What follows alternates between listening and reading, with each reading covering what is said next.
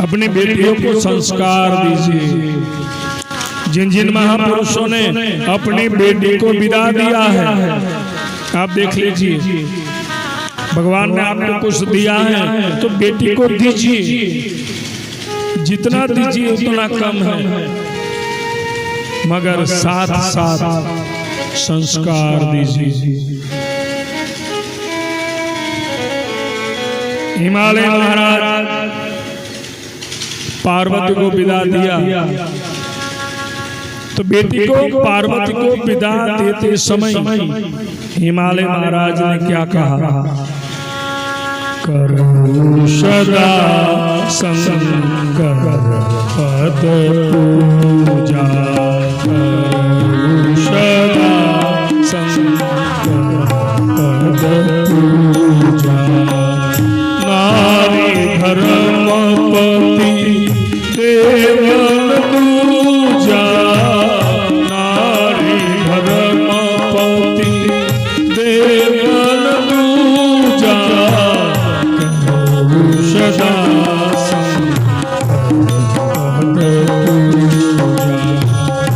हिमालय महाराज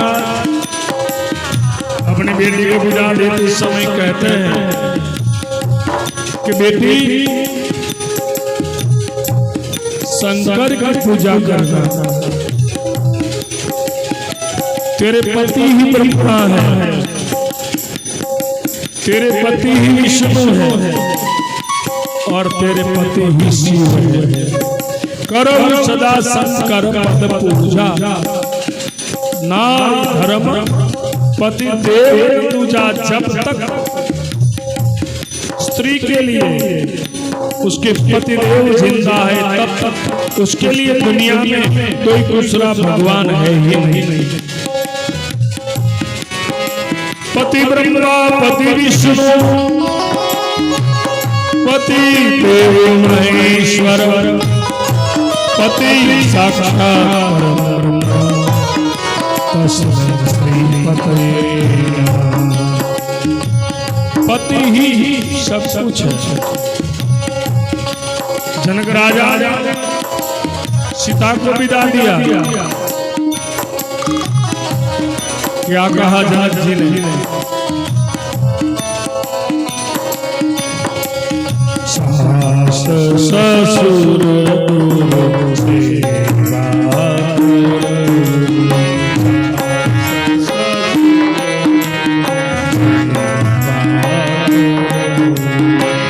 पति रूप धरे अनुसर, पति रूप धरे अनुसर। सास ससुर सेवा। जनक महाराज ने यही कहा, सास ससुर की सेवा करना, गुरु की सेवा करना, पति के सुख में सुख।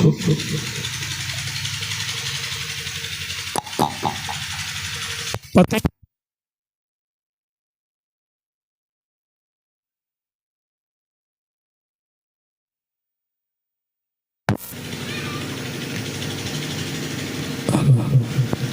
पति के सुख में सुख है, पति के दुख में दुख है। जब बेटी को बिहार कर विदा करो, संस्कार भगवान विश्वकर्मा जी ने अपनी दोनों बेटियों को विदा दिया, संस्कार दिए। पिता के लिए बेटे की विदा बहुत कष्टदायक होती है। मैंने कहा था कि पिता को बेटी ज्यादा प्यारी होती है और माता को बेटा ज्यादा प्यारा होता है। पिता का प्राण है अपनी बेटी, कैसा भी पिता क्यों न हो, जब बेटी की विदाई देते समय उसकी आंख में आंसू आ जाए। भगवान विश्वकर्मा प्रभु जी ने दोनों बेटियों को विदा दिया। बेटी की विदा के समय पूरा परिवार बेटी से मिलता है, आशीष देता है, ससुराल में कैसे रहना है। आजकल गाते हैं बेटी के विदा के समय, बेटी का विदा का समय आता है। आज तो सब फिल्म वाला हो गया है, फिल्म देखते हैं, सीरियल देखते हैं और उसी का ही अनुकरण करते हैं। बाबुल की दुआएं लेती जा, जा तुझको सुखी संसार मिले। बाबुल की दुआएं लेती जा, जा तुझको सुखी संसार मिले। माता पिता के आशीर्वाद लेके जाओ, संसार में आपको सुख मिलेगा। सिर्फ आप कह दो सुखी हो जाओ तो सुखी हो जाएगा। संस्कार लेके जाओ, संस्कार की जरूरत है।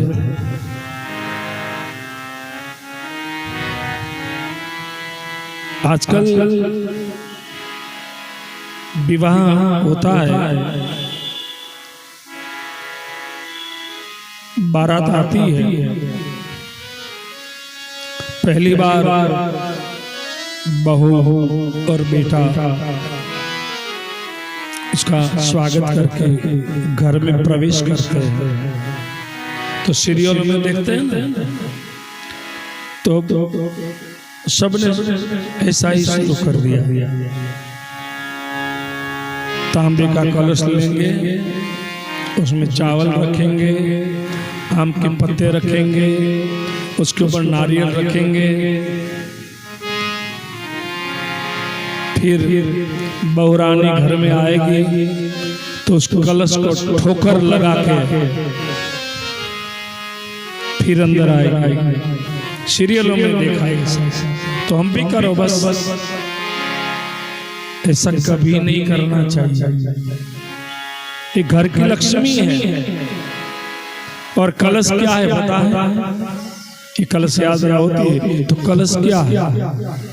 कलशस्य मुखे विष्णु कंठे रुद्र समाश्रितः मूले तत्र स्थितो ब्रह्मा मध्ये मातृगुणः स्मृतः कुक्षोतु सागरा सप्तदीपा वसुंधरा ऋग्वेद यजुर्वेद सामवेद अथर्ववेद।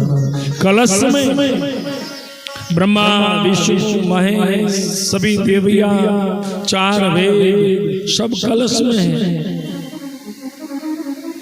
चावल और नारियल लक्ष्मी का रूप है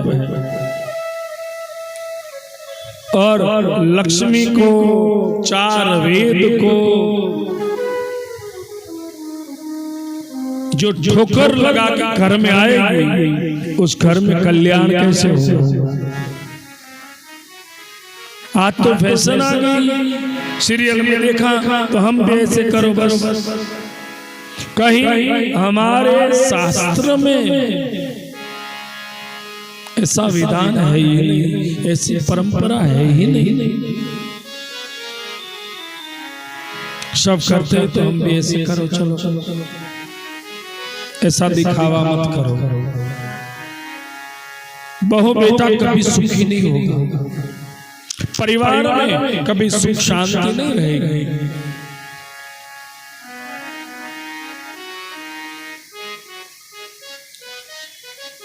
भगवान अपनी दोनों बेटियों को विदा देते हैं। भगवान सूर्य नारायण ब्याह के अपने घर आए।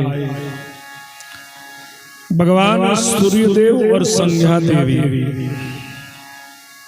उसका दिव्य दाम्पत्य जीवन चलता है। सूर्य और संध्या देवी का जो दिव्य दाम्पत्य जीवन चला, सबसे बड़ा पुत्र हुआ, पहला पुत्र हुआ, उसका नाम है मनु। और वही मनु से सूर्यवंश चला, और वही सूर्यवंश में कई राजा हुए, हरिश्चंद्र, भगीरथ, रघु राजा। रघु के नाम पर से ये वंश रघुवंश कहलाया। रघु के आज के दशरथ, और दशरथ के खर्राम। सूर्य और संध्या के कुल में ही राम का जन्म हुआ, और सूर्य और संध्या के वहां मनु के बाद एक बेटी और एक बेटा जुड़वा हुआ। बेटे का नाम है यमराज, और बेटी का नाम है यमुना। भगवान विश्वकर्मा की बेटी संध्या देवी और संध्या देवी का बेटा यमराज। तो यमराज से आपका निकट का रिश्ता हो गया। आप भी विश्वकर्मा की संतान हो। संध्या देवी आपकी क्या लगती है? आपके पिताजी की बहन आपको क्या लगती है?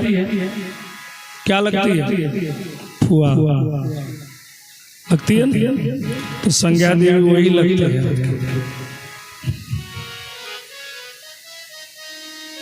सूर्यदेव फूफा,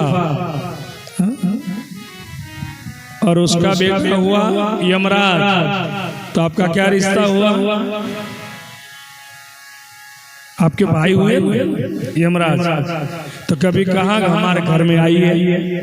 किसी ने बोला यमराज को बुलाया कि हमारे घर आई है? बोला आपका रिश्ता हर जगह पे है। रिश्तेदारी जितने भी अपने यहाँ मानो कि उत्तर प्रदेश योगी बाबा की प्रशासन चल रहा है, तो मंत्री है, विधायक है ना? वैसे ईश्वर की भी पूरी व्यवस्था है। वहां भी अलग अलग मंत्री है। यमराज ऊपर वाले का जो प्रशासन है, वहां जो बड़े बड़े पद हैं, वो सभी विश्वकर्मा के संतानों के पास है। यमराज का पद जो है वो छोटा है क्या? कितना बड़ा पद है। चाहे उसको चुटकी में उठा ले, चाहे उसको 100 साल तक यमराज से। मगर हमने कभी ना विश्वकर्मा को जानते हैं, ना उसकी बेटी को जानते हैं, ना अपने रिश्तेदार भगवान सूर्यदेव को जानते हैं। तो जानते नहीं है तो रिश्ता कैसे बचेगा? रिश्ता बनाए रखो। यमराज भी आपके नजदीकी रिश्तेदार है, और इसका डर तो सबको लगता है, कब आ जाए क्या पता। और वहां क्या है, यम के दरबार में किसी की भी वहां नहीं आप रिश्वत दे पाओगे, कुछ नहीं होगा। और उसका न्याय जो है ना, एक कहानी मुझे याद आ गई, आपको सुनाऊं। एक चाय की कितली वाला था, चाय की कितली वाला चौराहे पे। 4 लोग चाय पीने के लिए आए। कितली वाले देखा, हमारा गांव के तो है नहीं, गांव के होते तो जान लेते, हे अनजान, एक दिन आए, दूसरे दिन आए, तीसरे दिन आए, चाय की कितली वाले ने पूछ लिया कि भैया आप कुछ दिनों से चाय पीने के लिए आते हो, आप कहाँ से आते हो? हमारे गांव के तो आप है नहीं। तो उन्होंने बोला कि भैया आप चाय बनाते हो, पिलाते हो, पैसे ले लेते हो, बस आप आपका धंधा कीजिए, जान पहचान से क्या मतलब, आप अपना काम करो। चाय पी के निकल पड़े। फिर आए दूसरे दिन वही बात, तीसरे दिन वही बात, पांचवें दिन आए चाय वाले ने पूछा तो 4 लोग थे, उनमें से एक आदमी था, उनको चाय वाले से थोड़ा ज्यादा लगाव हो गया। तो उन्होंने कहा कि हम किसी को बताते नहीं, मगर मैं आपको बताता हूँ हम कौन है, वही आपको जानकारी लेनी है। कहा तू किसी को मत बता। तो उस आदमी ने कहा कि हम यमराज के दूत हैं, और एक बार इधर निकले, चौराहे पे चाय पी ली आपकी, अब कहीं भी जाना हो, किसी को कहीं से भी उठाना हो, मगर पहले हम आपकी कितली पे चाय पीने के लिए आते हैं, यम के दूत है। तो चाय वाला तो डर गया। फिर उन्होंने कहा मैंने कहा था। फिर किसी को चाहे गुजरात से उठाना हो, चाहे महाराष्ट्र से उठाना हो, मगर पहले चाय पीने के तो अमराई गांव में आते, चौराहे फिर जाते हैं। ऐसा सिलसिला चलता रहा। एक दिन चाय वाले ने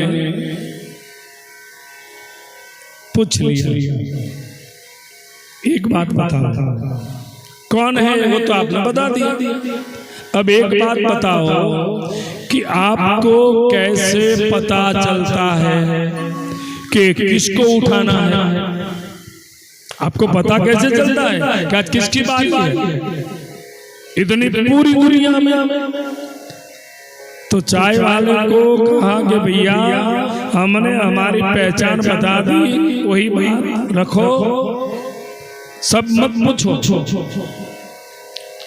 मगर वो एक यम के दूत जो थे उनको ज्यादा लगा था, अरे उन्होंने बोल दिया ये नहीं कहेंगे, मगर मैं आपको कह दूं कि हमें कैसे पता चलता। तो यमराज के दूत ने कहा कितली वाले से कि हमें वहां से एक पर्चा दिया जाता है जो चित्रगुप्त लिखते हैं कि किस किस को उठाना है, कहां से उठाना, और वही पर्चे के हिसाब से हम सभी को उठा लेते हैं। चाय वाले ने जानकारी ले ली। 4-5 दिन हो गए, दूर से यम के 4 दूत चले आ रहे हैं। चाय वाले ने देखा तो आज चाय वाले ने सोचा पर्चा निकालना है। चारों यमराज के दूत आए, चाय वाले ने चाय पिलाई, मगर जो प्रतिदिन चाय बनती है कुछ अलग ही बनी। चारों ने चाय पीने के बाद आंख लग गई, नींद आ गई। चारों यम के दूत सो गए। चाय वाले ने जेब से पर्चा निकाला और पर्चे में देखा किस किस के नाम लिखे हैं और कहां कहां के हैं। तो सबसे पहला नाम चाय वालों का ही था।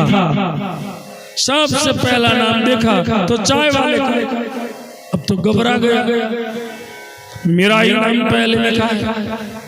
आजकल तो टेक्निक आ गई है, कैसे भी करके नाम मिटा दिया जो पहले लिखा था। आखिर में लिख दिया। फिर पर्चा ऐसे ही करके यम के दूत की जेब में रख दिया। अब आंख खुली चारों की। चाय वाला देखता है यम के दूतों को, यम के दूत चाय वाले को देखते हैं। चाय वाले ने चाय में कुछ ऐसा नशीला पदार्थ डाल दिया था ताकि उनको नींद आ गई।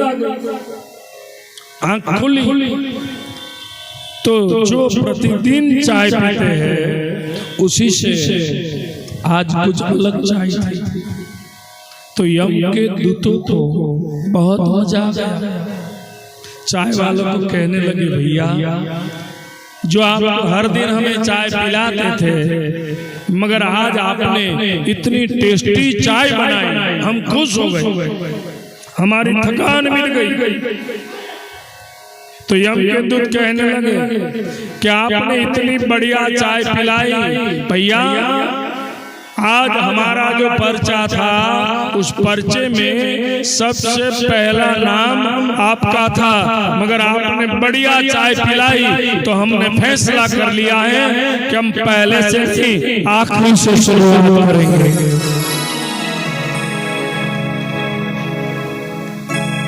चलाओ अपनी चालाकी, चलाओ। वहां किसी की चालाकी होशियारी चलने वाली नहीं है। विश्वकर्मा का ये दरबार है। कैसे भी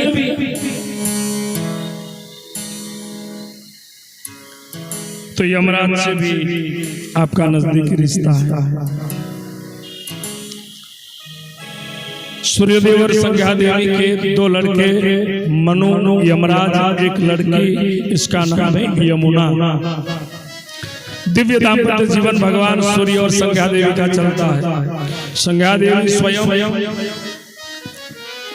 पतिव्रता धर्म का पालन करते हैं। जब तक पति को खिलाए भोजन नहीं लेते। सूर्यदेव का काम क्या है? सुबह निकले, शाम को घर आए।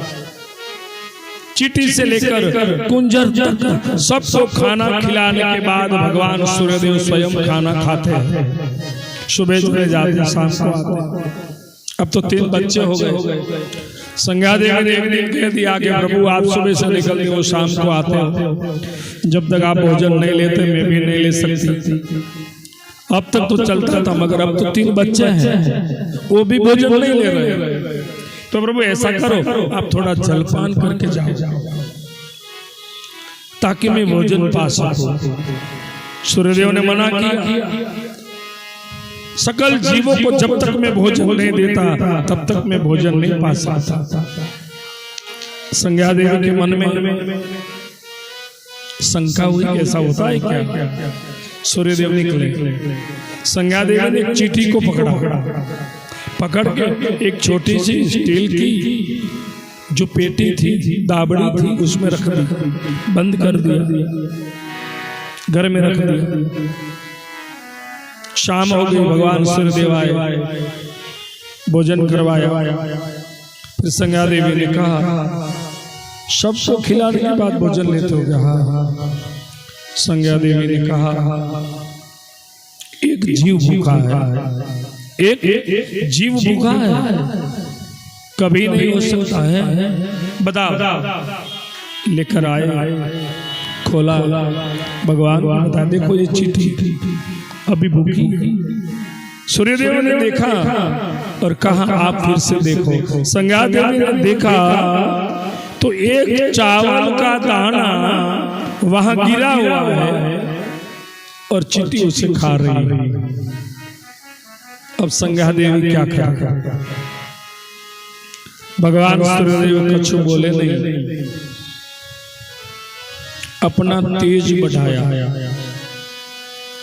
तेज बढ़ा सूर्य का। संध्या देवी तेज को सह नहीं पाई। एक दिन भगवान सूर्यदेव विचरण करने के लिए निकले। संध्या देवी ने अपने ही जैसे एक साया को प्रकट कर दिया। संज्ञा जैसे ही लगती है। और संज्ञा देवी ने कहा, आप सूर्य देव की सेवा में रहना, मैं अपने पिता के घर जाती हूँ, विश्वकर्मा के घर। मैं सूर्य का तेज सह नहीं पाती। संज्ञा देवी निकल गई। साया देवी सूर्य की सेवा में रही। सूर्यदेव भी पहचान नहीं पाए कि संज्ञा नहीं है। और इधर संज्ञा देवी विश्वकर्मा के पास आते हैं। भगवान विश्वकर्मा ने कहा कि प्रेम से आई हो तो आपका स्वागत है, मगर अपने पति से रूठकर आई तो मैं स्थान नहीं दूंगा। संज्ञा देवी को स्थान नहीं मिला। वहां विश्वकर्मा के यहाँ से भी निकल गई। अश्विनी यानी एक घोड़ी का रूप लेकर इलाचल पहाड़ में विचरण करने लगी। ईश्वर भगवान सूर्यदेव और साया का दाम्पत्य जीवन चलता है। एक पुत्र हुआ जिसका नाम है सावर्णी मनु। फिर एक बेटा और एक बेटी जुड़े हुए। जो बेटा हुआ उसका नाम है शनिदेव और जो बेटी हुई उसका नाम है तप्ती। नीलाचल समाभाजम मरुलिपुत्र हेमाग्रजम साया मार्तन शंभुतम तम नमामि शनीश्वर। तीन साया तीन संज्ञा, 6 संतान हो गई। अब तो माँ होती है। साया भेद रखने लगी। एक दिन संज्ञा के पुत्रों ने भगवान सूर्यदेव से कहा कि प्रभु, ये हमारी माँ नहीं लगती, हमारी माँ कभी भेद नहीं रखती। सूर्यदेव ने साया को बुलाकर कहा, आप कौन है? सही बोलना, सत्य बोलना, वरना जला दूंगा। साया ने कहा कि प्रभु, मैं संज्ञा नहीं हूं, मैं उसकी साया हूं। आपका तेज सह नहीं पाई, संज्ञा इसलिए चली गई। अब सूर्यदेव साया को कहते हैं कि मेरे बच्चे को संभाल कर रखना, मैं संज्ञा को लेने जा रहा हूं। भगवान सूर्यदेव भगवान विश्वकर्मा के पास आते हैं। भगवान ने कहा, संज्ञा आई थी, मैंने स्थान नहीं दिया, आप तो जगत के लोचन हो, आप ढूंढो। सूर्यदेव ने कहा कि प्रभु, मेरा तेज साया से नहीं पाता, मैं ढूंढकर भी क्या करूं।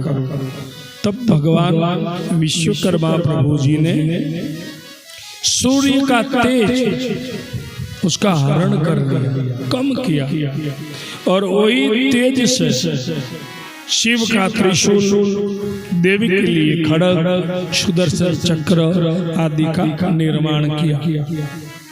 अब सूर्यदेव संज्ञा को ढूंढने के लिए निकले। देखा अश्विनी के रूप में, घोड़े के रूप में है। तो भगवान सूर्यदेव घोड़ा बन के जहाँ संज्ञा देवी घोड़े के रूप में वहां आए।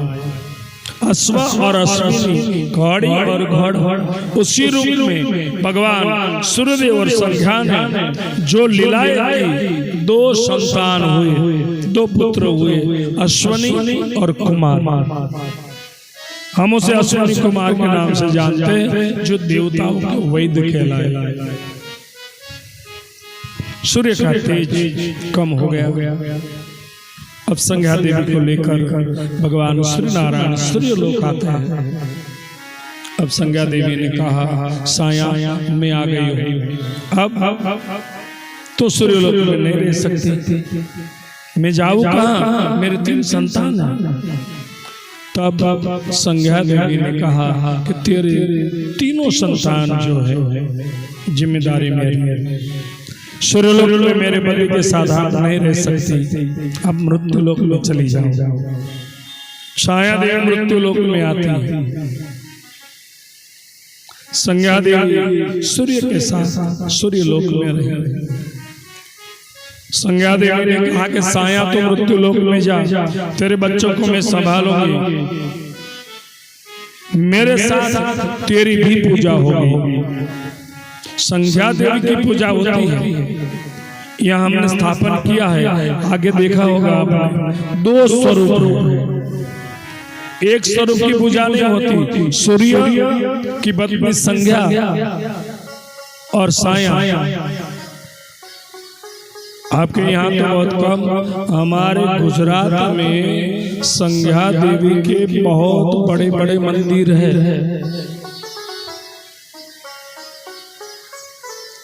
देवी का रूप है। 2 रूप पूजे जाते हैं, संज्ञा और साया। गुजरात में उसका एक नाम रन्ना देवी है, रांदल भी है। शास्त्र में उसका नाम है संज्ञा देवी। आपको विद्या की प्राप्ति करनी हो तो आप किसकी पूजा करोगे? सरस्वती की। पैसे चाहिए तो किसकी पूजा करोगे? लक्ष्मी जी की। मानो किसी के घर में विवाह के कुछ साल बीत गए और बच्चे नहीं है, संतति नहीं है, तो किसकी पूजा करनी चाहिए? संज्ञा देवी की। एक ही ऐसी देवी है जगत में, शास्त्र में, कि जो संतति प्रदान करती है। लोगों को पता नहीं है। हर जगह पे अलग अलग रूप में उसकी पूजा होती है। हमारे यहाँ तो किसी भी जाति, किसी भी धर्म का हो, जब सीमंत संस्कार आता है, बेटे का जन्म होता है, बेटे की शादी होती है, तब संज्ञा देवी की पूजा होती है। कोई भी व्यक्ति हो उसको। और जब बारात तब निकलती है, अगले दिन संज्ञा देवी की पूजा होती है। और पूजा के बाद सुबह बारात निकलती है तो संज्ञा देवी का दर्शन करके बारात निकलती है। आप गूगल में सर्च कीजिएगा, रांदल माता ऐसे लिखिएगा, ये फोटो आपको मिल जाएगी। हमारे यहाँ बहुत बड़े बड़े मंदिर हैं। हर व्यक्ति और जिसके घर में बेटी या बेटा संतान नहीं है, हर रविवार के दिन संज्ञा देवी का व्रत और पूजा करनी चाहिए। संज्ञा देवी को भोग लगता है नैवेद्य में खीर का। खीर बनाते हैं ना, खीर का भोग लगता है। हमारे यहाँ तो संज्ञा देवी की पूजा होती है।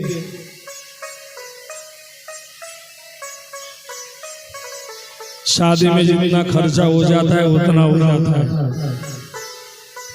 हमारा बेटा है और बेटे के घर बेटा हुआ है। अगले 17 जून उनके 2 साल पूरे होने जा रहे हैं। और हम उसी समय अपने घर में संज्ञा देवी की हम पूजा रखने जा रहे हैं।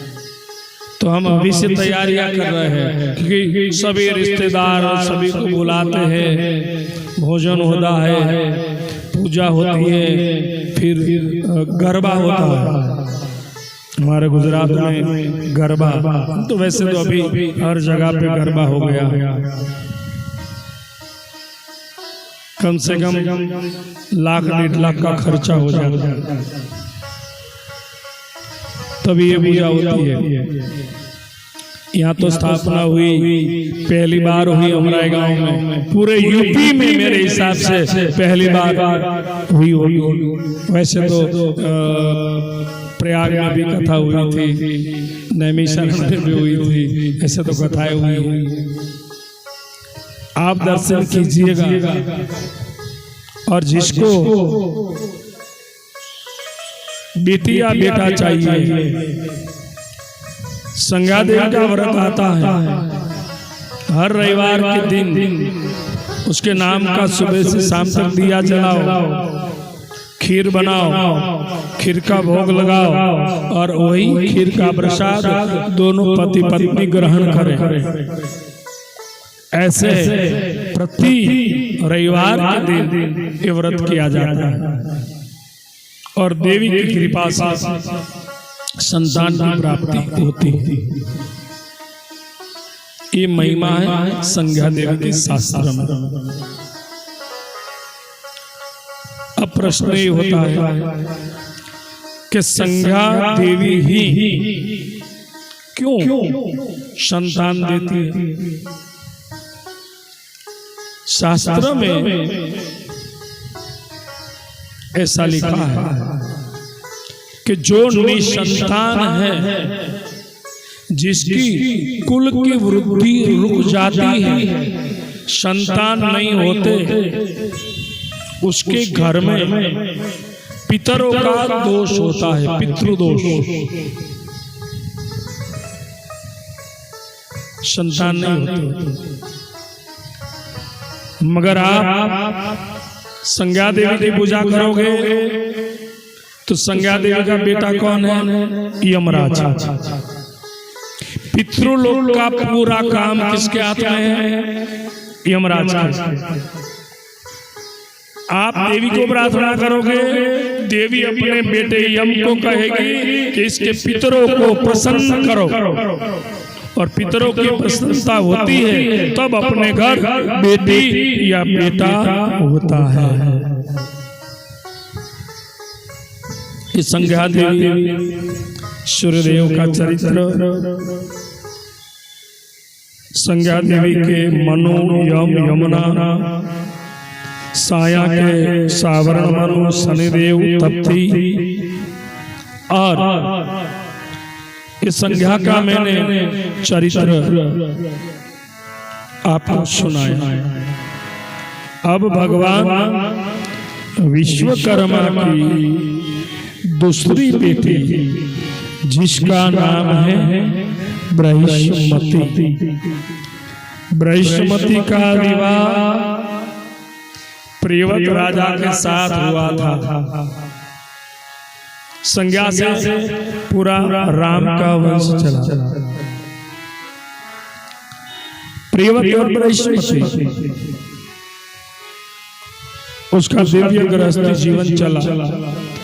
10 पुत्र हुए, एक पुत्री हुई। उनमें सबसे बड़ा पुत्र है अग्निदेव। एक कथा श्रीमद् भागवत में भी आती है, मगर कम कथावाचक सुनाते हैं, क्योंकि कथा विश्वकर्मा की है। मैंने कहा रामायण में, शिव कथा में, भागवत में, देवी की कथा में हर जगह पे विश्वकर्मा है। कथा हमें कोई सुनाता नहीं है, इसलिए हमें भगवान विश्वकर्मा की महिमा पता नहीं। जिसको अपना मकान नहीं है, जो किराए के मकान में रहते हैं ना, उसको हर अमावस्या के दिन भगवान विश्वकर्मा का दर्शन करना चाहिए। अपना मकान हो जाएगा, क्योंकि काम ही उनका यह है।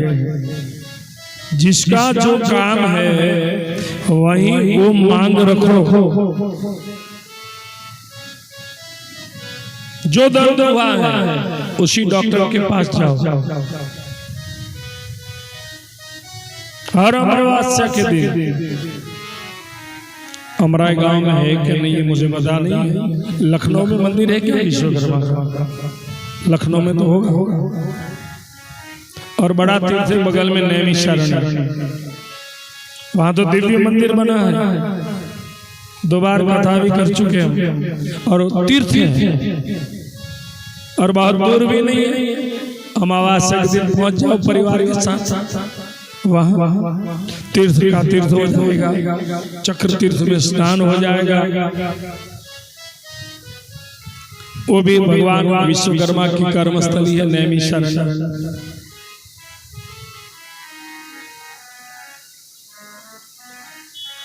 तो भगवान की दूसरी बेटी बृहस्पति 10 पुत्र हुए। सबसे बड़ा पुत्र हुआ उसका नाम है आग्नित।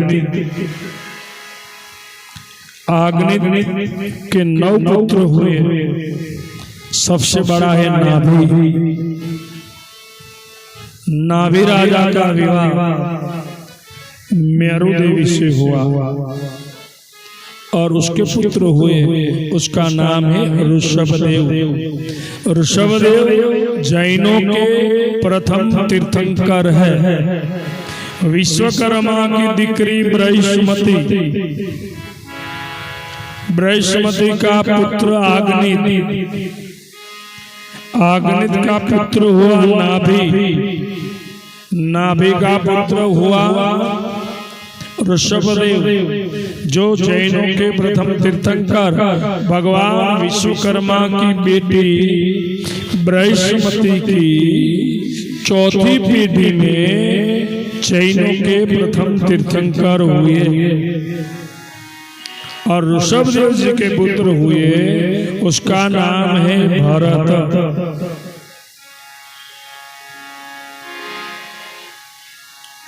और ये भरत की कथा भी आती है भागवत में। परम भगवती पुरुष भगवान में जिसका जीव लगा हुआ था, फिर हरणी का बच्चा मिला, उसमें मन लगा। देह छूटने के बाद फिर हिरण्य की योनि में जाना पड़ा। पूर्व जन्म की स्मृति थी, वो देह भी छोड़ दिया। फिर भरत के नाम से जन्मे और दुनिया में जड़ भरत के नाम से प्रसिद्ध हुए। भवाटल की कथा भागवत में आती है। और वही भरत जिन्होंने दिव्य राज्य किया। 3 भरत है, राम के भाई भरत, ऋषभदेव जी के पुत्र भरत और शकुंतला और भरत। इनमें से ये जो भरत खंड है पहले अजनाब खंड कहलाता था,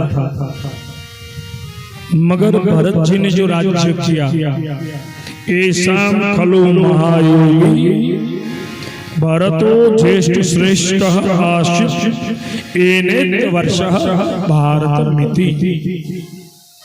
भागवत में लिखा है, इसी भरत राजा के नाम के ऊपर से अजनाब खंड भरत खंड कहलाया और इस देश का नाम भारत पड़ा। विश्वकर्मा की बेटी बृहस्पति, उसकी 7वीं पीढ़ी में जो हुआ भरत, उसी के नाम से इस देश का नाम भारत पड़ा। हमें पता ही नहीं। और ये भारत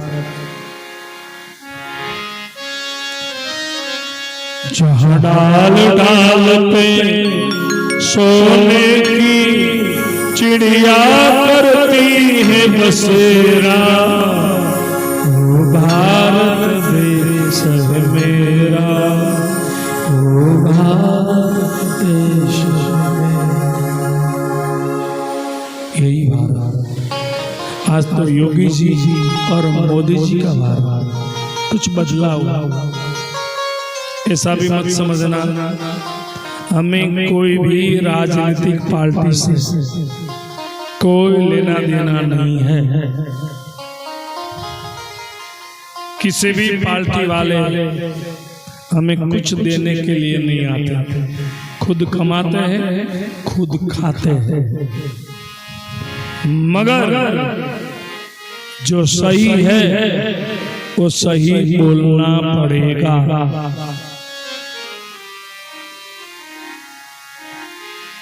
आज योगी जी की सरकार और हमने तो इस बार जो कुंभ हुआ उससे पहले कुंभ में भी, हर कुंभ में हम विश्वकर्मा धाम बनाते हैं, जहाँ अपने समाज के जो भी लोग आते हैं उसको खाना रहना निःशुल्क रहता है। इस बार भी प्रयाग के कुंभ में 45 दिन सेक्टर 12 में हर्षवर्धन मार्ग में अपना विश्वकर्मा धाम था।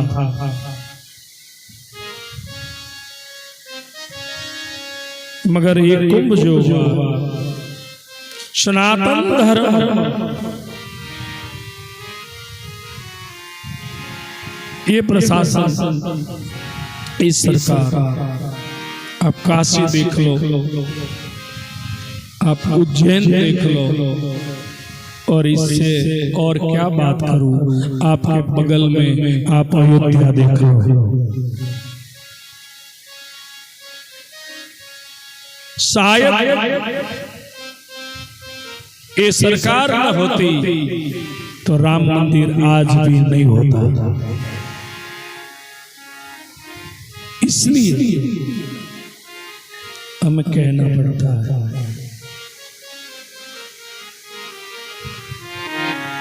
जो भारत था वो भारत बनने जा रहा। तो भगवान विश्वकर्मा की 2 बेटियां, उसकी संक्षिप्त में मैंने उनके दाम्पत्य जीवन की कथा बताई। अब इलाचल पर्वत के ऊपर क्या हुआ, विवाह संपन्न हुआ, विवाह संपन्न हो गया, सभी अपने अपने लोग चले गए देवता का। दुर्वासा जी को पता चला कि भगवान विश्वकर्मा की बेटी का विवाह हुआ। निमंत्रण तो भूल गया था वास्तु पुरुष, मुझे निमंत्रण नहीं मिला।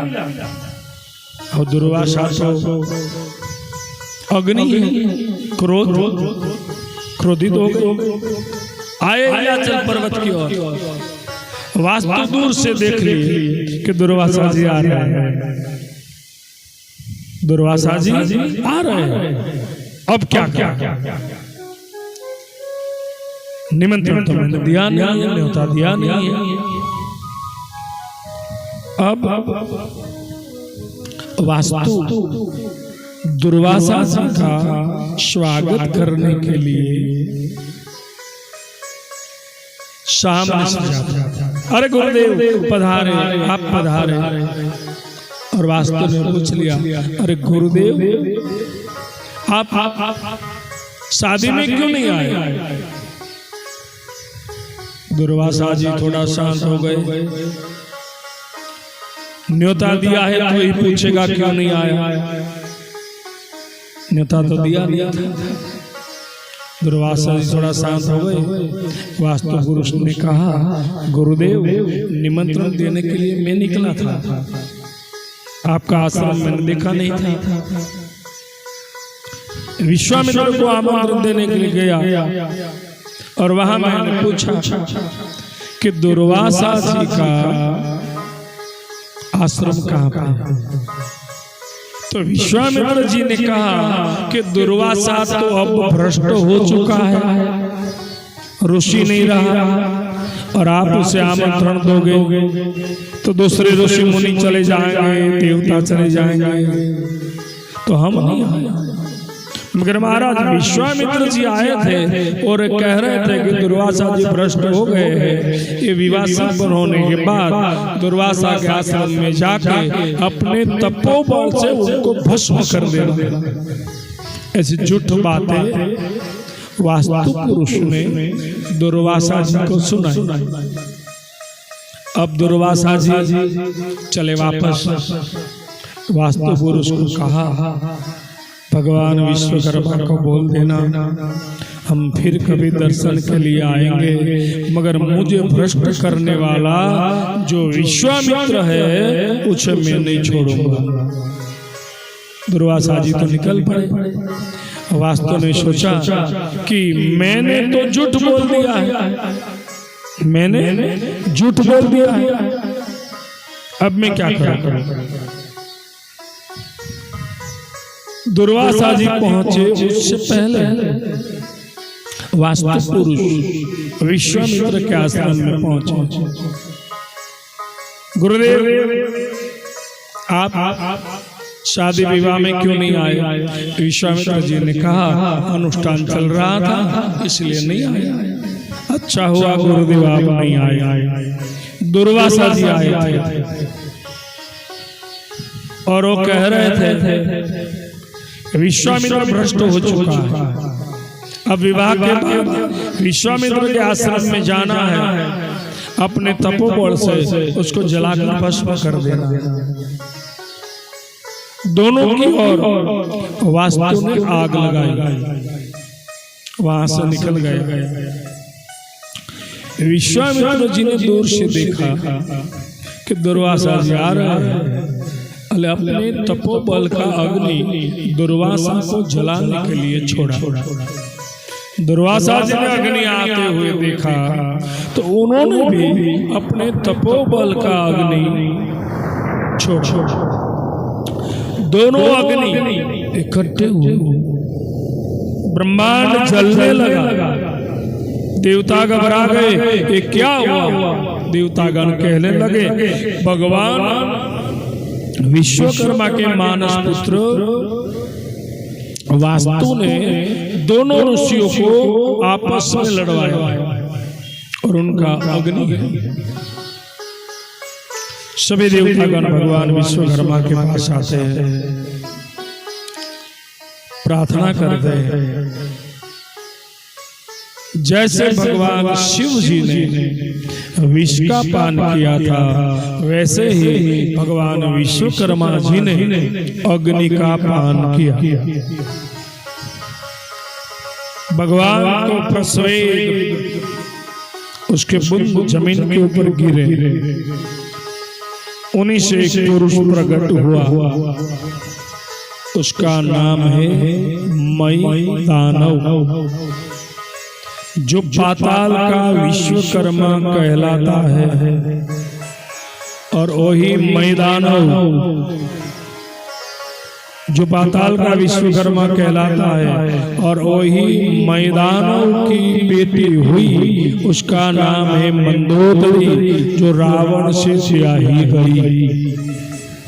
मैंने कहा था कि रावण भी आपका नजदीकी रिश्तेदार है।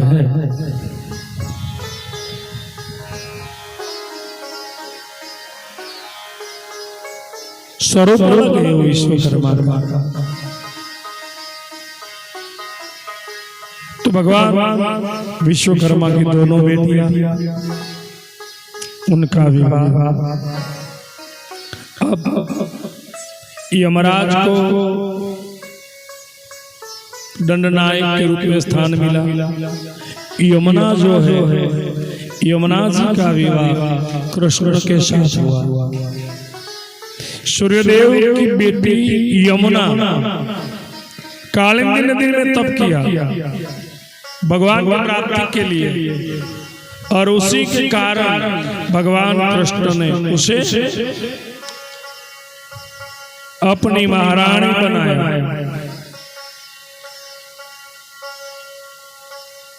तो यमुना जी है, वो आपकी बहन हुई, कृष्ण के साथ ब्याही गई, तो कृष्ण आपके कौन हुए? बहनों हुए। हर भगवान के साथ आपका रिश्ता है। और शनिदेव जो है उसको ग्रह मंडल में स्थान मिला, और सूर्यदेव की जो पुत्री हुई तप्ती, जो तापी नदी कहलाती है, तप्ती का विवाह सवर्ण नाम के राजा के साथ हुआ। उसका जो पुत्र हुआ उसका नाम है कुरु। वो कुरु ने जहां हल चलाया वो कुरुक्षेत्र, शायद आपके यूपी में है।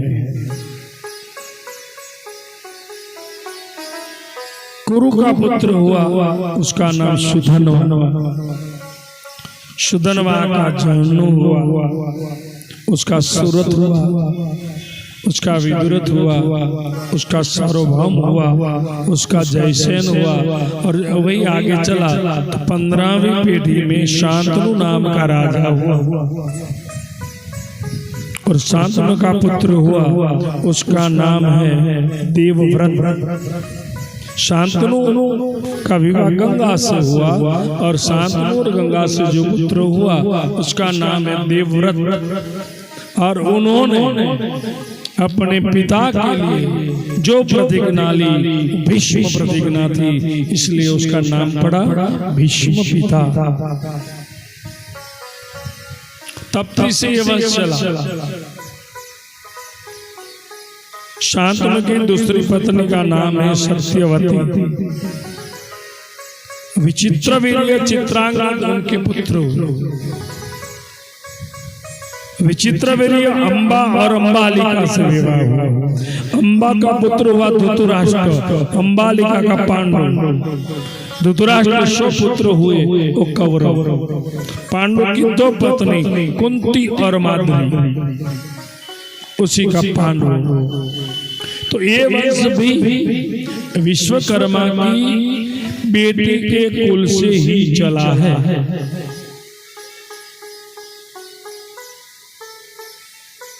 कोई भी संप्रदाय ले लो, कोई भी धर्म ले लो, कोई भी भगवान ले लो, कोई भी ऋषि ले लो, उसका आखिरी पड़ाव विश्वकर्मा से ही है। सब उसी की ही संतान है। भगवान विश्वकर्मा की दिव्य महिमा जो शास्त्र में बताई। बेटियों को तैयार होना है ना। सूर्यदेव संज्ञा देवी तैयार हो गए क्या? हाँ, आपको आधे घंटे में तैयार होना। तो भगवान विश्वकर्मा का जो दिव्य स्वरूप है,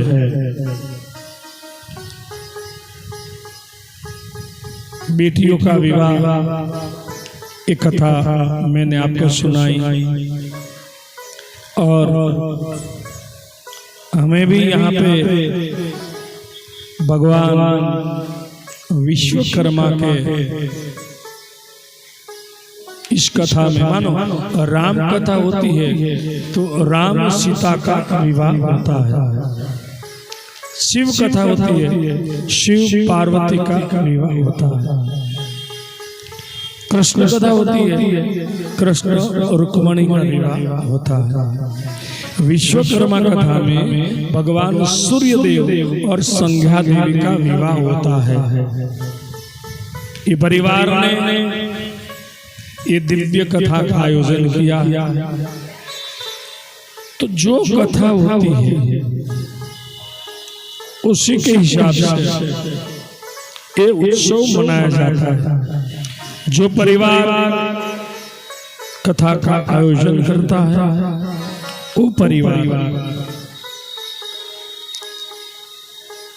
कन्यादान करता है। भगवान की कथा में उत्सव मनाना और विवाह, हमारे यहाँ शास्त्र में 8 प्रकार के विवाह बताए गए हैं। उनमें से एक विवाह ये होता है, इसको मनोरथ कहते हैं।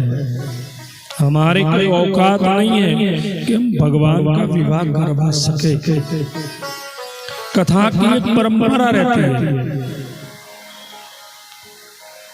कि जिस कथा में जो प्रधान देव रहते हैं उसका उत्सव मनाया जाता है। वैसे भागवत कथा है उसमें तो बहुत अलग परंपरा है। उसमें तो व्यास गादी से भी कथा कही जाती है और मूल भागवत का संहिता पाठ भी साथ साथ किया जाता है और पंडितों को बिठाना पड़ता है। और भागवत तभी परिपूर्ण होता है जब भागवत के समापन में भागवत के 18,000 श्लोक हैं, उसका दशांश यज्ञ किया जाता है। उसके बाद ये भागवत परिपूर्ण होता है। यज्ञ फल भागवत में रहता है। विश्वकर्मा की कथा इतनी सरल है। भागवत में तो बहुत आचार संहिताएं हैं। देव के स्थापन करने पड़ते हैं, उनके विधिवत प्रतिदिन षोडशोपचार पूजा करनी पड़ती है। मगर विश्वकर्मा कथा है एकदम सरल है। भगवान का आगमन हो गया, आरती करो, कथा करो, प्रसाद बांटो, समापन के दिन हो गया, छोटा सा भंडारा कर दो, कथा परिपूर्ण। एकदम सरल भगवान विश्वकर्मा की कथा है। फिर भी कम होती है। बाबा जी की उम्र में शायद वो पहली बार सुन रहे हो विश्वकर्मा कथा, तो आप तो कितने भाग्यवान हो। कई पीढ़ियां चली गई, हम कौन हैं? हम विश्वकर्मा के कुल में जन्मे हैं। हमारा गौरव क्या है? हमारा कुल कौन है? उच्च कुल में हमारा जन्म हुआ। अज्ञानतावश आज हम भटक गए। परिणाम ये हुआ कि ज्यादातर दुखी लोग हैं। कहीं न कहीं पीड़ा हम भुगत रहे हैं। उसका कारण ये है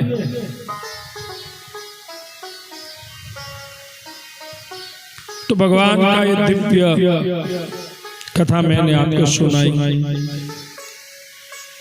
अब भगवान विश्वकर्मा प्रभु जी उनके 5 मित्र इलाचल पर्वत के ऊपर विद्यमान हैं।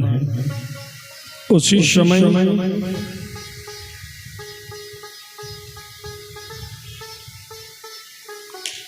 शुंद और उपशुंद नाम के 2 असुर हुए।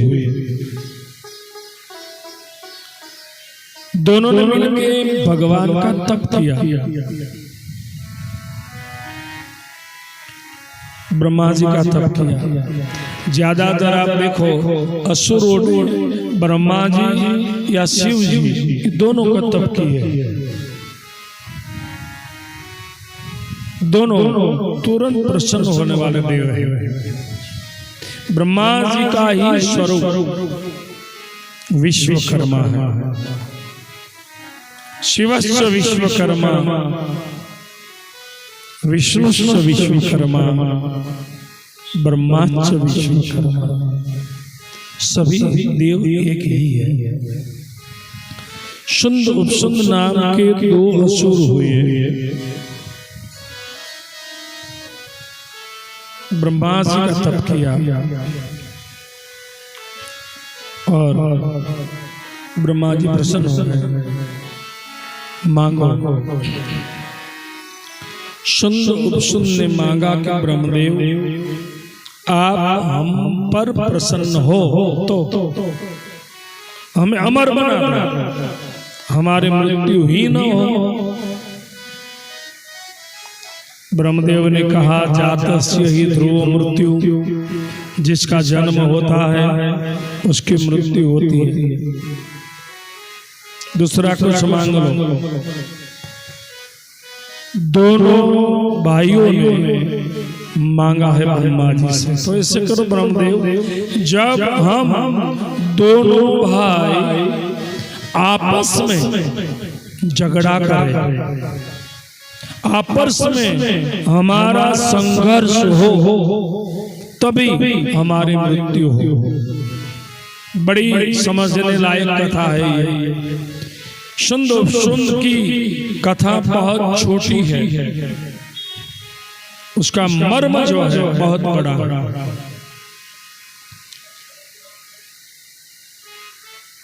ब्रह्मा से मांग लिया, ऐसा करो हम आपस में संघर्ष करें तभी हमारी मृत्यु हो। ब्रह्मा जी ने कह दिया तथास्तु। अब दोनों भाई,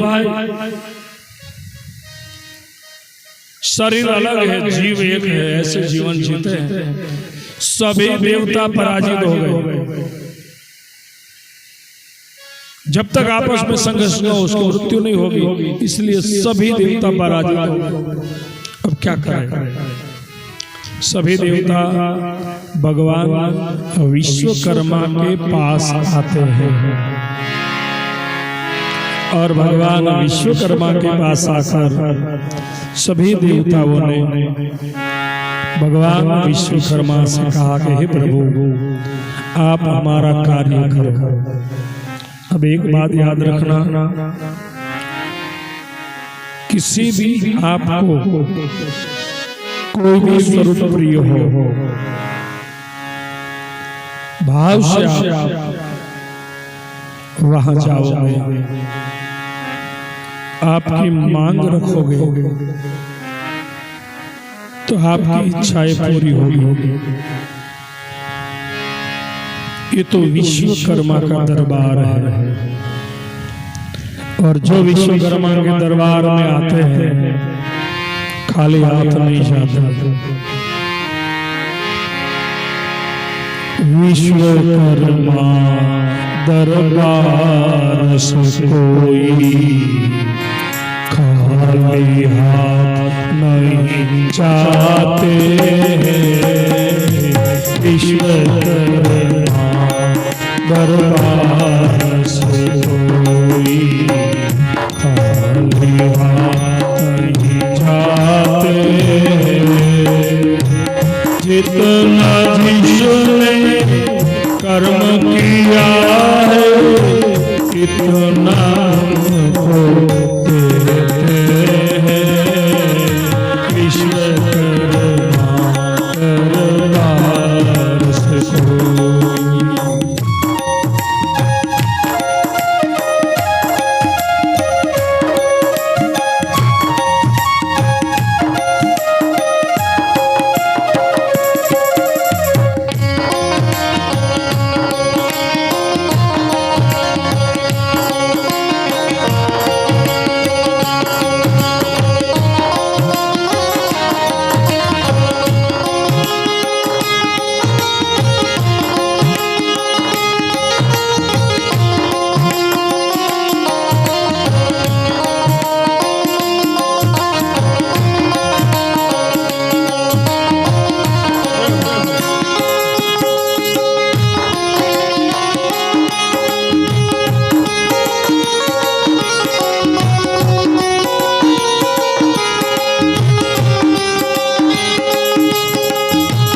दानव मानव देव गंधर्व शरण में शीश झुकाते हैं।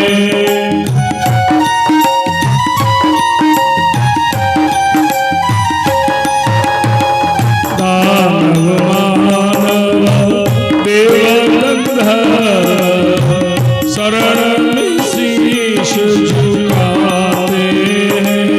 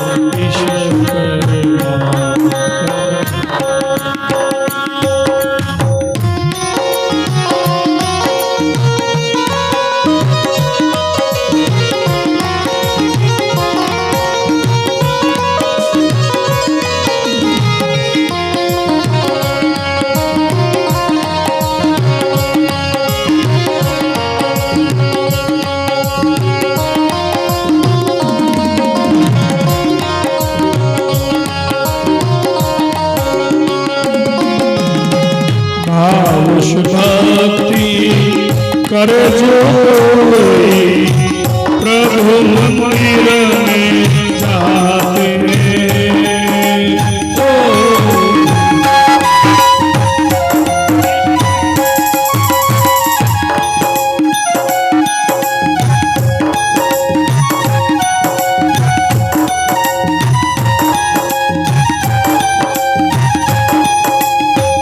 विनती करत जो हाथ जोड़कर बनाते ईश्वर दरबार से कोई जाते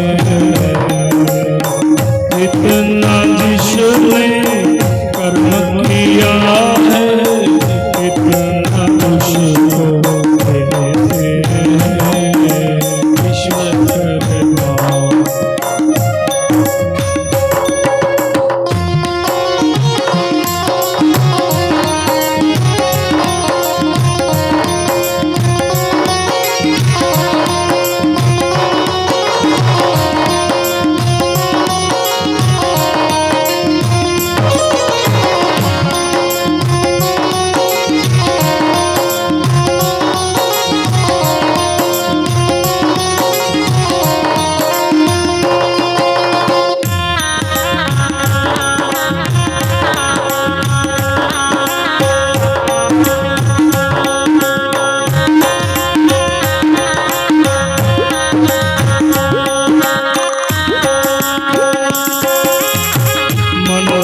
चाहे सब कुछ पावे तेरे दयालु कहते हैं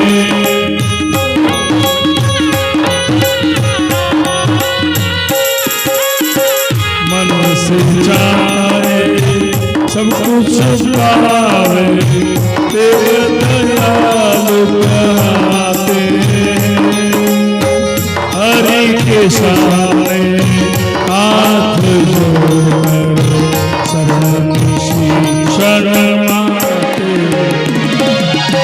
ईश्वर दरबार से जाते जितना जिसने कर्म किया है उतना उसको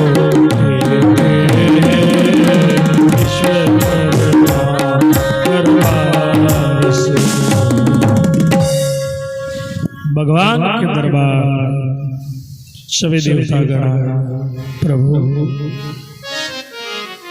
सुंद नाम के दो असुर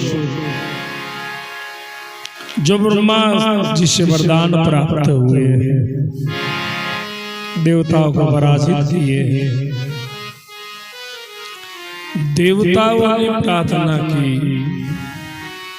सुंद और सुंद के बीच में जब आपस में संघर्ष न हो दोनों भाइयों तब उसकी मृत्यु नहीं होगी। भगवान विश्वकर्मा जी ने पूरे विश्व से तिल तिल भार सौंदर्य लेकर एक पुतला बनाया देवताओं के सामने रखा।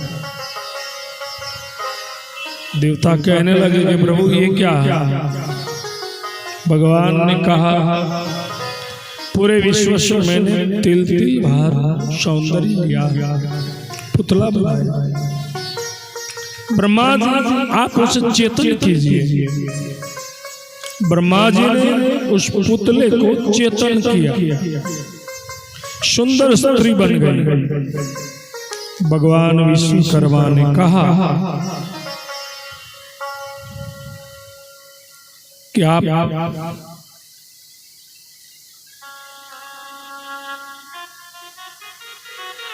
मैंने आपको प्रकट किया। सुंदर स्त्री बनी। देवता कहने लगे कि प्रभु ये क्या करेंगे? तब भगवान विश्वकर्मा ने कहा मेरी इच्छा मात्र से प्रकट हुई, देवताओं का काम करेंगे। भगवान विश्वकर्मा ने कहा तिल तिल भार सौंदर्य लिया है, उसका निर्माण किया है, उसका नाम है तिलोत्तमा। भगवान ने आज्ञा दी तिलोत्तमा जहां सुंदर और सुंदर वहां आप जाओ, दोनों भाइयों के बीच में संघर्ष हो, ऐसा करो। भगवान के आशीर्वाद से तिलोत्तमा निकले, सुंदर बल मिला है, ब्रह्मा जी से वरदान मिला है, बल मिले, धन मिले, पद मिले, ज्ञान मिले, इस सबको पचाना मुश्किल है। बहुत घर में धन आ गया या कोई पद मिल गया, जो अति होता है, अति धन जब घर में आता है तब 3 दुर्गुण आता है। अति धन, अति ज्ञान, अति बल और बहुत बड़ा पद पचाना मुश्किल है। नहीं पचा पाए तो 3 दुर्गुण आएंगे। पहला शराब,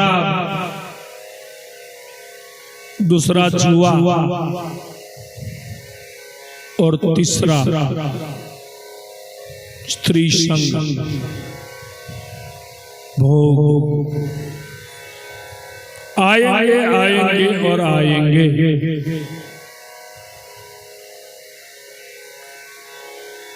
सुंदर पास से सब कुछ है, शराबी बन गए।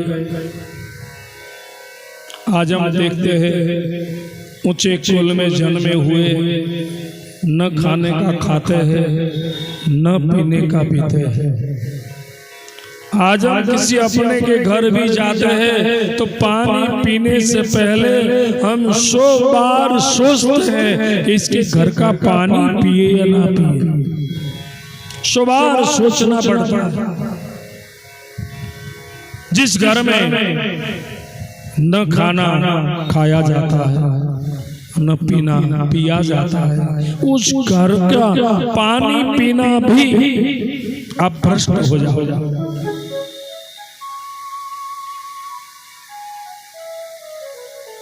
हम ब्राह्मण हैं, विश्व ब्राह्मण हैं, उच्च कुल में जन्मे हैं और आज हम भटक गए। कई जगह पे हम देखते हैं, हम अपना खाना खुद बनाते हैं, जहां भी जाते हैं। सबके घर जाते हैं, कोई किसी के घर तो भी 100 बार सोचते हैं। एक बात याद रहे, जब आप भोजन से भ्रष्ट हो गए, आप खान पान से भ्रष्ट हो गए, आपका अंत, आपका कुल का अंत निश्चित है। याद रखना।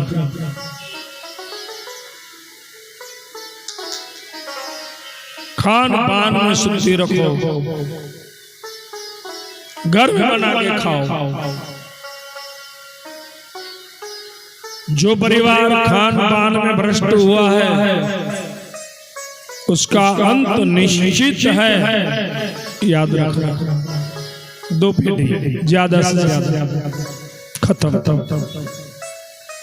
श्राद्ध करने वाला कोई नहीं बचेगा। भजन और भोजन दोनों ही पर्दे में होना चाहिए।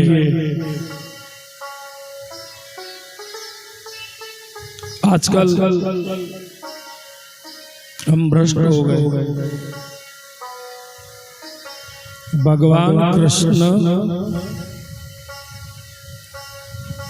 हस्तिनापुर में आते हैं दुर्योधन को समझाने के लिए कि भाई भाई आपस में झगड़ा मत करो, संघर्ष मत करो। कृष्ण दुर्योधन को कहते हैं 5 गांव पांडवों को दे दो, संघर्ष मिट जाएगा। दुर्योधन ने मना कर दिया। भगवान ने समझाया धर्म क्या है, अधर्म क्या है। दुर्योधन ने कृष्ण को कहा, जानामि धर्म न च मे प्रवृत्ति, मैं धर्म को जानता हूं, इस रास्ते में मुझे चलना नहीं। जानामि अधर्म न च मे निवृत्ति, अधर्म क्या है वो भी मुझे पता है, मैं छोड़ूंगा नहीं। भाई भाई के बीच संघर्ष हो रहा है, कृष्ण हम पर छोड़ दो। कितने व्यंजन तैयार है, द्वारका से आया, अब पहले भोजन ले लो। कई व्यंजन बने थे, इतने व्यंजन बनाए थे, कृष्ण आया। दुर्योधन ने आग्रह किया, कृष्ण ने मना कर दिया, मैं तेरे घर भोजन नहीं लूंगा। कहां जाके भोजन लिया? विदुर जी की झोपड़ी में। क्यों? वहां पवित्रता थी, वहां प्यार था, वहां शुद्धता थी, वहां धर्म था। दुर्योधन के वहां ये कुछ नहीं था। और क्या हुआ हम जानते हैं, खान पान से बिगड़ा हुआ, वाणी व्यवहार से बिगड़ा हुआ, कौरव कुल का नाश हो गया। ध्यान रहे, सावधान रहे। सुंदर सुंदर बहुत छोटी कथा है, मगर हमारे लिए बहुत काम की कथा है। पूरा विश्वकर्मा पुराण समझ न पाओ चलेगा, सिर्फ सुंदर सुंदर कथा है, वो समझ लो, आपका जीवन धन्य हो जाएगा। बस तिलोत्तमा को भेजा, खान पान में मशगूल बने हुए, अपने को मिला हुआ पद पचा नहीं पाए, शराबी बन गए, एक गुफा में पड़े हैं। वहां तिलोत्तमा पहुंचती है, देखा दोनों भाइयों ने, सुंदर सुंदर कोई स्त्री आई, विकार जन्म हुआ, वासना का जन्म हुआ स्त्री को देखकर। कौन है? तिलोत्तमा। क्यों आई? मुझे विवाह करना है, मगर मैं ऐसे आदमी से अपना विवाह करना चाहती हूं जो पूरे ब्रह्मांड में सबसे बलवान हो। तो बलवान आप तो भाई है, तो आपके पास आई, आपने तो सभी देवताओं को जीत लिया, तो हमारे साथ विवाह कर ले। तिलोत्तमा ने कहा, विवाह एक से होता है, सभी देवताओं को, राजाओं को आपने जीत लिया है, तो आप दोनों भाई बलवान तो है ही, मैं किसी एक से विवाह करूंगा। मैं एक और खड़ी हूं, आप दोनों मिलकर तय करें किसके साथ मेरा विवाह होगा। या तो आप दोनों आपस में युद्ध करें, जिसका विजय होगा उसके साथ मैं विवाह करूंगा। शराब का पान किया है, मन में वासना है, दोनों भाई भूल गए कि आपस में संघर्ष होने से तो दोनों की मृत्यु हो जाएगी, और दोनों भाई आपस में युद्ध करने लगे। ब्रह्मा का वरदान था, दोनों भाई आपस में संघर्ष करके कटकर मर गए। तिलोत्तमा देवताओं के पास आई, भगवान विश्वकर्मा ने तिलोत्तमा को देवलोक में अप्सरा के रूप में स्थान दिया, अप्सरा बनी देवलोक की। इतनी कथा है। पहली बात तो ये कथा ये सिखाती है कि भाई भाई के बीच में संघर्ष हुआ, मानो पतन निश्चित है। जो सुंदर और शुभ के बीच में संघर्ष नहीं होता तो कभी मरते नहीं। क्यों हुआ? तिलोत्तमा के कारण। आज भाई भाई बड़े प्रेम से रहते हैं, मगर जब घर में तिलोत्तमा आ जाती है, भाई भाई को जुदा कर देती है। समझ गए ना? तिलोत्तमा एकाध तिलोत्तमा जो घर में आ गई, पूरे कुटुंब को छिन्न भिन्न कर देती। तिलोत्तमा मरी नहीं है, भाग्यवान है, उसके घर में आती है और भाइयों को जुदा कर देती है। फिर एक इधर किचन बनाएगा, खाना खाएगा, इधर अन्न जुदा होता है, उसका मन भी जुदा होता है। बड़ी कथा है समझने के लिए। परिवार में, कुटुंब में एकता बनाए रखे। 4-5 बहुएं हैं, सभी बहनें बनकर रह जाए तो देरानी मिट जाए, जेठानी मिट जाए, जेठानी के मैं बड़ी, देरानी के मैं बड़ी, और वही बड़ाई में क्या होता है? आपस में टकराव होता। आज समाज में ये बहुत जरूरी है। कुटुंब में, परिवार में, समाज में, राष्ट्र में, हर जगह हमें एकता की जरूरत है। एक बनो, नेक बनो। आजकल कहते हैं ना, बट गए तो कट गए। कोई नया सूत्र नहीं है, आगे से आता है, मगर हमें समझ में आ रहा है। और अभी हम समझ जाए, हिंदू लोग तो बहुत बड़ी बात है। तो सुंदर की कथा हमें यही सिखाता है। भगवान विश्वकर्मा ने तिलोत्तमा को प्रकट किया और ये सुंदर और शुद्ध की जो कथा है, जो चरित्र है, वो भगवान विश्वकर्मा का कार्य आचार्य विश्वकर्मा के नाम से शास्त्र में प्रसिद्ध है। तो ये सब कथाएं मैंने आपको सुनाई। अब शर्मा परिवार के आंगन में एक कथा हो रही है।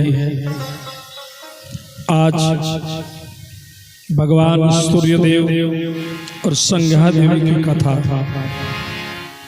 हमने सुनाई। अब ये परिवार में यहाँ एक भगवान का मनोरथ की कथा हो रही है। कथा में भगवान का विवाह हुआ, तो इस विवाह में ये परिवार भी शुभ संकल्प करना चाहता है।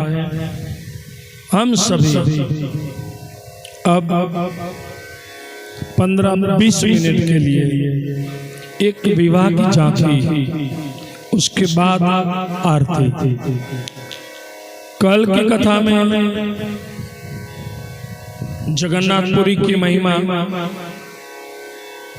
जगन्नाथ भगवान की मूर्तियां, उसके हाथ पैर क्यों नहीं है। कल की कथा में भगवान विश्वकर्मा का एक त्वष्टा अवतार हुआ जो नैमिषारण्य से जुड़ा है, उसकी कथा वो कल की कथा में 8 बजे से 11 बजे के बीच में कही जाएगी। परसों सुबह यहाँ 9 बजे से लेकर 11 बजे तक कथा रहेगी। कल रेगुलर टाइम रहेगा और रात्रि का 8 बजे से 11 बजे। परसों सुबह का कार्यक्रम रहेगा। परसों भंडारा भी है ना, सुबह 8 बजे से 11 बजे तक कथा रहेगी। उसके बाद ये परिवार की ओर से भंडारा रहेगा। तो कल का तो रात्रि का समय है, परसों का सुबह का समय है, और ध्यान रहे। अब सूर्य भगवान तैयार हैं। पहले सूर्य भगवान को आना है, यही स्थान लेना है, फिर हम कहे संध्या देवी को आना है। सूर्य नारायण सूर्य नारायण सूर्य नारायण सूर्य नारायण